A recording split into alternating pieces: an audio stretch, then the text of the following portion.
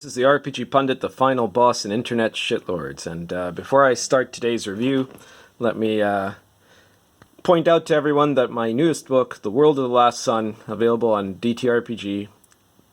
Click on the link in the description below.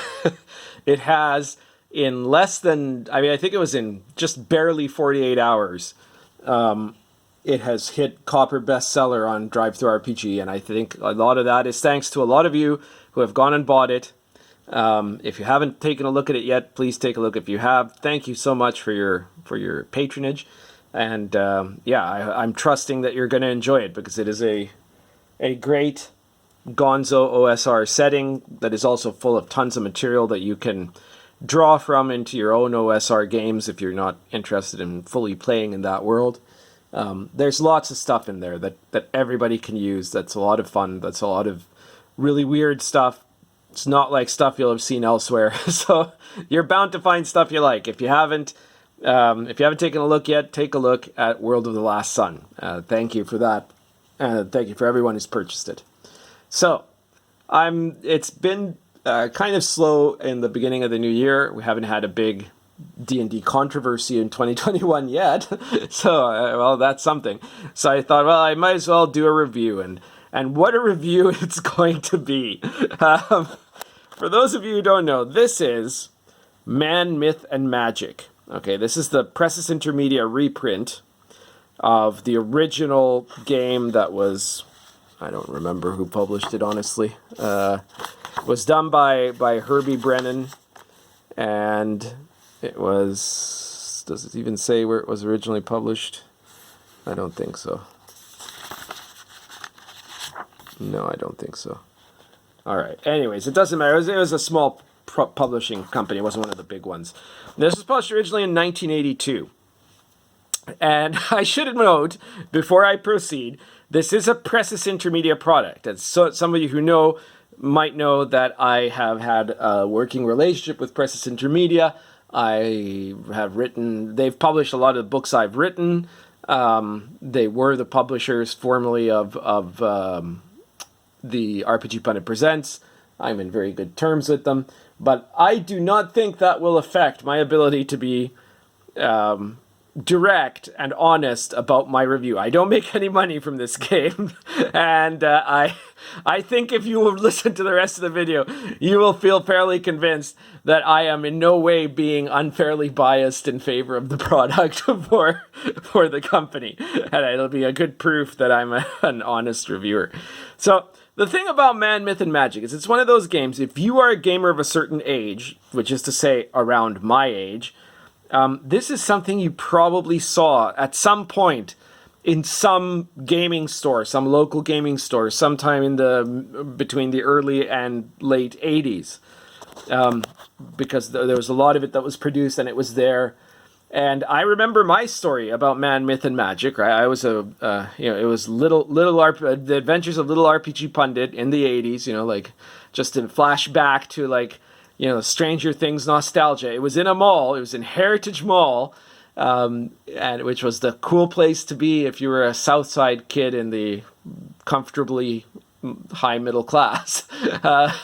And it was really happening. There's a game store, the first game store that I ever went to, the original place where it wasn't where I discovered D&D, but it was the original place. The first time I had found a place that sold RPGs, and it's called, I'm pretty sure it was called Level 10 Games. I'm not 100% sure of that. I'm pretty sure that's what it was called. It was level something or other. It was a number. And I went in there and it had, so many things, wonderful things, comics, obviously, and games and everything. And among those, in the shelf of RPGs, there was this box set that was called Man, Myth, and Magic. And in the back blurb of the box set, it talked about how this is not like a normal RPG. This is an RPG where you can recreate all of history. You could go back to remaking, to playing in a real historical world, and even back then, even junior high school pundit was enough of a history nerd that I looked at it, I was like, oh my god, that's such a great idea, right? Like, it was the first time I'd heard something like that, and it was quite exciting. Unfortunately, the box set was really expensive. I forget how much, but it was way beyond what my allowance would have been able to ever reasonably achieve. So I never got it. And I think it was probably not more than 5 or 6 months later that store closed down. Nowadays, that entire mall doesn't exist, obviously. Like, it's all gone now. My entire childhood's vanished. But I never quite forgot Man, Myth, and Magic, right? And later on, I did read a bit more about it, and I realized it seemed like it was probably a pretty flawed product. But I never really knew exactly how flawed it would be until I got a really good look at it from this review copy. And oh my god, okay, here are two products, right? This is Lion and Dragon, this is Man, Myth, and Magic, right? Only one of these products is in any way entitled to call itself a historically authentic game, and that's Lion and Dragon. The other thing is Man, Myth, and Magic, and I'm not quite sure what that is, Man, Myth, and Magic is definitely not historically accurate in any meaningful sense of the word. It is also not a great RPG. It's actually, by the standards of today's RPG design, most people would say it's a bad RPG. I would say it's very, very much one of these old school RPGs where nothing really matters, okay? So let me start a bit with the rules here. Like, you basically create characters. You have, 6 stats, but the stats are not rolled on 3d6. They're rolled by a D percentile. So that means your character could range from having 1% in one thing and 100% in another, right? That's how they attribute this, I should begin to say that there's kind of 3 books that are put together here. And so this is book 1 has the basic rules. And the basic rules are a short introduction. In this short introduction, you all play gladiators, right? And it tells you about what gladiators do, which is that they have combat in, the Roman arenas, and they get trained. And look at this. Here's an interesting little map. And then you get tested in special combat scenarios like this, which to be honest, I'm not an expert on gladiators, so I can't be sure if they did that or not. What I am sure is that you get to a point later where you just get to go traveling around and basically beating up things and stealing and doing whatever you want.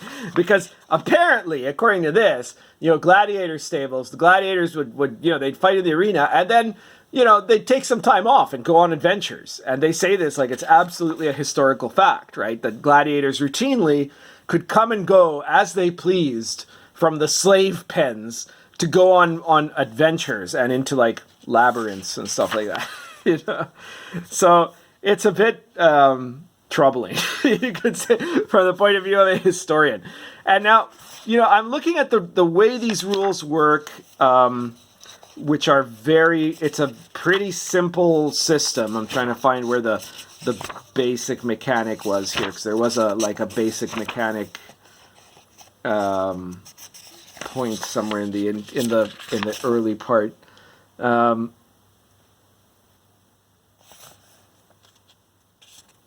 Oh yeah, here we go. So first of all, in combat, here it starts you have a 20% chance of landing a blow.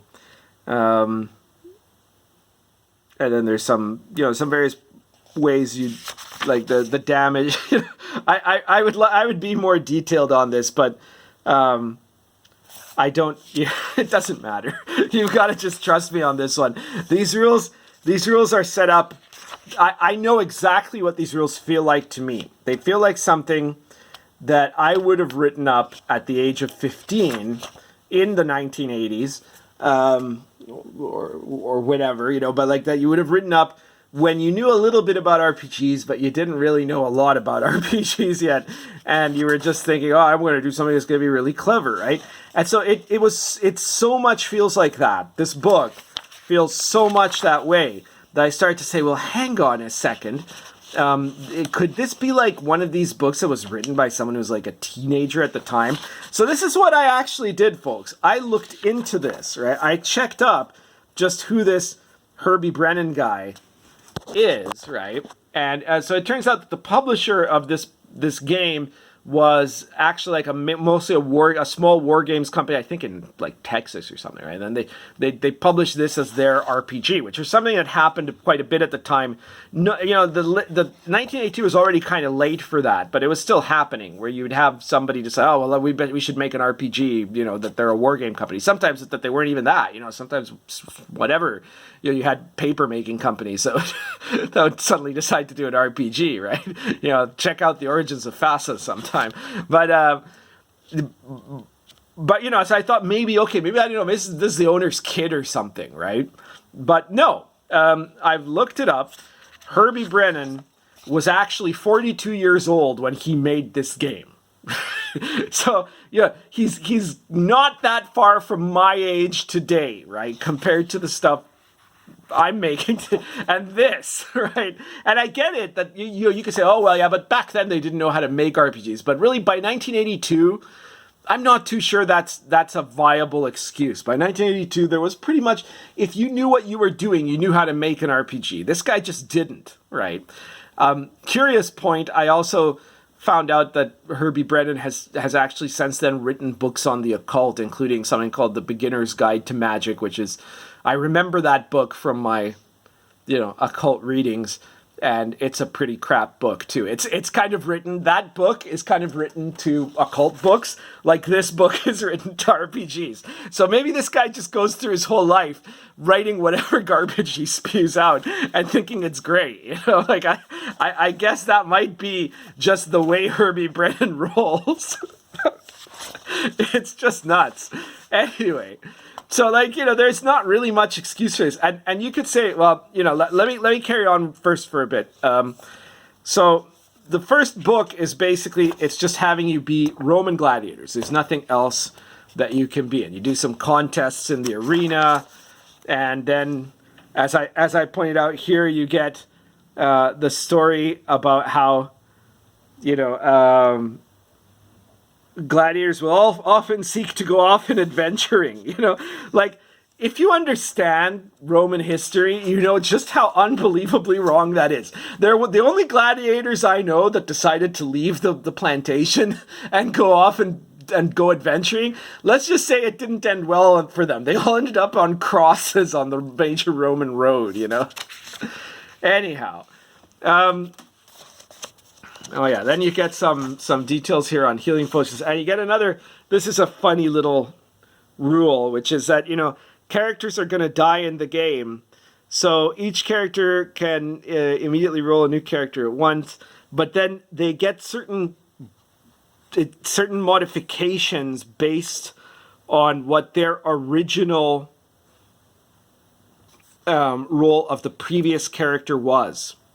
In this case, it's kind of detrimentally, right? So if you've got a guy and he dies, then your new skill can't be higher than half the original skill of the dead gladiator. And your life points cannot exceed the original life points, as like hit points, of the deceased character. Which is very interesting, because basically, you know, I think this was made... This is the type of house rule, again, that a teenager would make, because other teenagers have a character they just don't like, or that they think rolled too low in the stats, right? They don't like his stats, so they you know, they'll just kill him on purpose so that you make a new character, right? Or something like that. You know, like, I think that's what the origin of that rule must have been. There's a character sheet, and we get to the advanced rules, where you start getting some more details. I'll point out here, since there's a convenient reference sheet here, you can see a lot of emphasis put on combat, obviously. You have a base, characters have a base to hit number, which is the percentage or higher, basically, they have to get to hit someone on percentile dice. Everything here is done on percentile dice.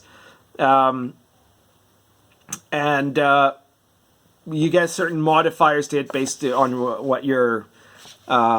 character type is, and your strength bonus, and you get modifiers based on, you know, where you're trying to hit,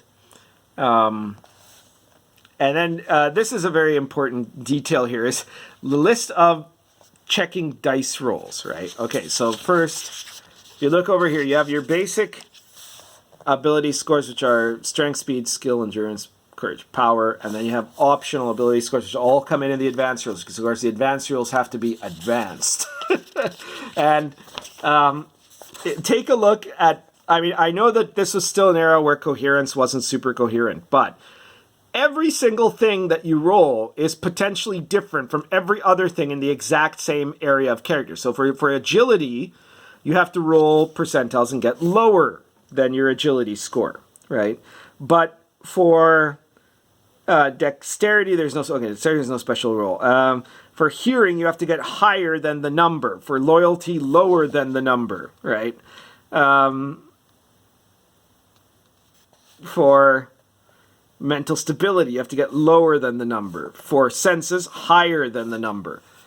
It's almost as if the guy was on purpose trying to make it difficult, right? We go on to the advanced rules. And the first thing that happens in the advanced rules, you can choose a lot of different ethnic backgrounds. Supposedly, you're playing in ancient Rome, but you're basically playing a pseudo-Rome that is just a big mishmash of all kinds of ancient cultures. And you randomly determine, whether your nationality here is, whether you're African, Briton, Egyptian, Gaul, Greek, Hebrew, Hibernian, Visigoth, Roman, or Oriental.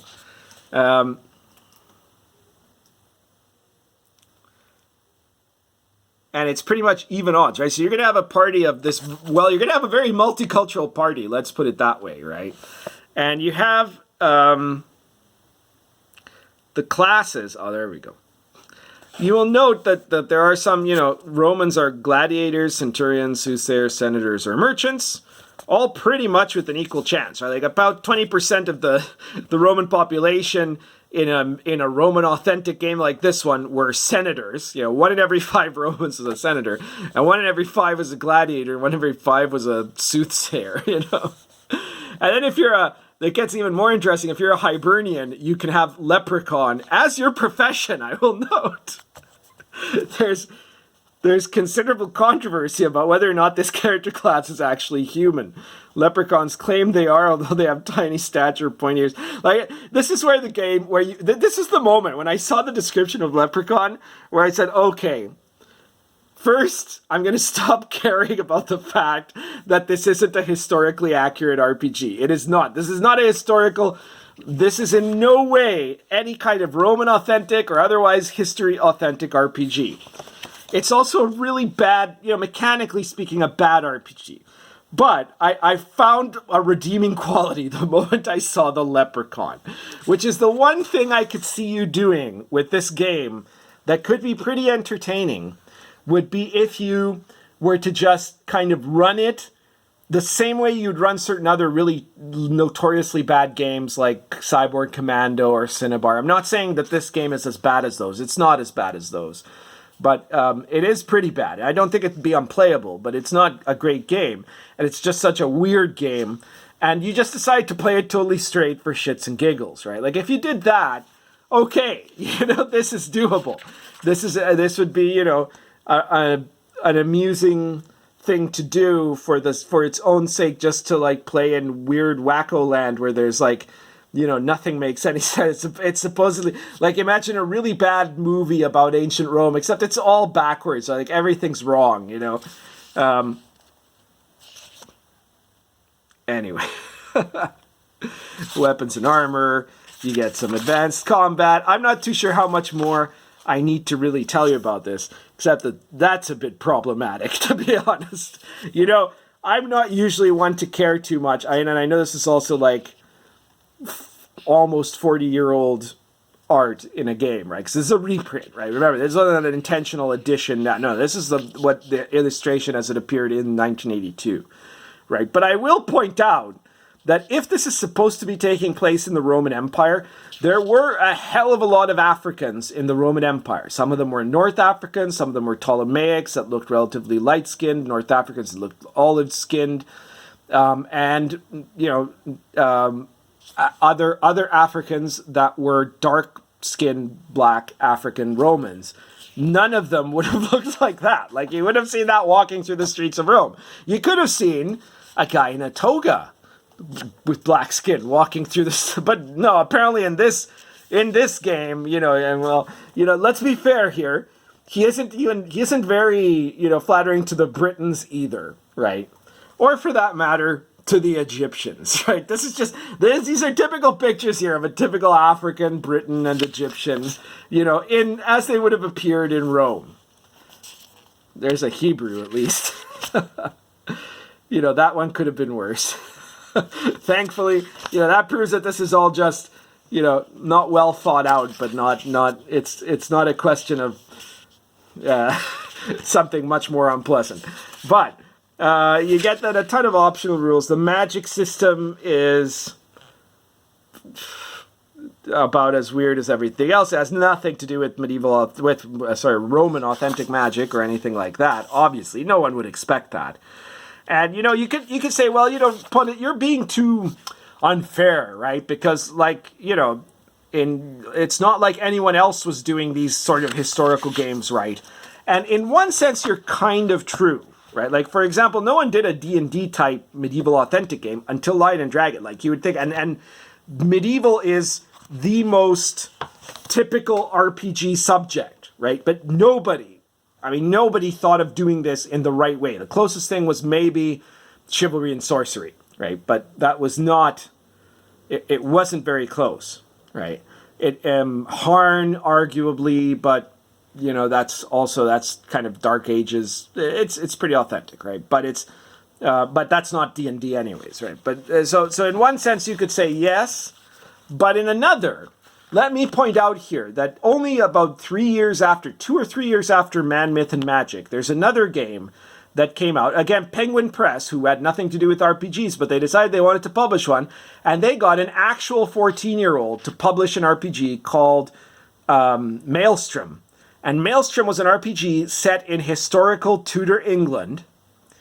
And the author was like 14 years old at the freaking time. 14, 15 years old. Unlike, remember, the guy who made this was 42 and has no excuse, right?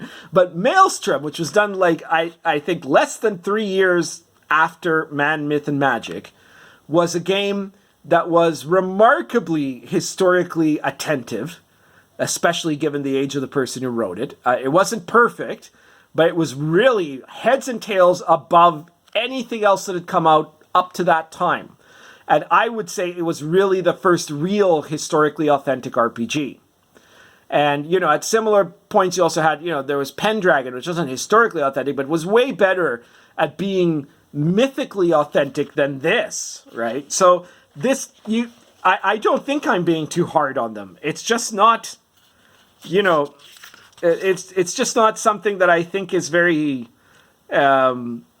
excusable, except that this is a guy that clearly had his own very strong ideas, and that he had. He had very little experience or did not care to have enough attentiveness to either history or game design, even as it was in 1982. I'm not judging him by 2020, or I guess now 2021 situations, right? Next we get to the adventures. So there's Back to the War, and there's some nice maps in here, right? And I should point out that then this around here is when the dinosaurs show up. Okay, so we had the leprechauns. Here are the dinosaurs. Okay, so this is a historically accurate dinosaur that appears in ancient Rome. And again, that's the point where you have to say, okay, never mind, right? Let's just let it go and see. I think someone could have a lot of fun, maybe, trying to play this with a straight face, knowing how absolutely absurd this product is, right? But you could do that. It could be funny. Of course, you have to go to England. Although apparently the creator of this is Irish, which might explain why he's confused as to whether leprechauns are a job or not. I think maybe, considering that he later went on to write a bunch of like pagan New Age, occult books, I'm kind of wondering if the author, what was his name, Herbie Brennan, didn't actually want to become a leprechaun. I think all of this is just an excuse. Man, Myth, and Magic is an excuse for Herbie Brennan to be a leprechaun. Okay, so we've got, quite a lot. It's quite a lot of material that you get here. And I mean, none of it is great, but it's again, something that I don't think there's much you can mine for other games here. But it's stuff that you can have fun with if you decided to get this and play it. I mean, that's, I think, the best possible tribute I can give to this product. Because I don't think it's good for very much else. There's random encounter tables in Rome and Italy, but they're not well-designed encounter tables, so it's not something that you should think of using. Even if you were to run it like an Italian OSR, a Roman OSR campaign, you're not going to want to use these tables because they're just nonsense. They're just stuff the guy pulled out of his head. There's nothing in them that is historically accurate. Lots of little maps in the back. I guess that's kind of useful. Again, the only two reasons I think, there's a pyramid, the only two reasons why I think that you would want to get Man, Myth, and Magic would be, number one, is if, I guess, you're a collector and you always wanted the original box set but you couldn't get it. So that would be one option. Number two is, like I said, you want to have kind of the Cyborg Commando experience. People tried, there's for a while there was almost a hobby in and of itself to try to run Cyborg Commando and see if you could play it. Joe Bittman famously claims that he's done it quite well.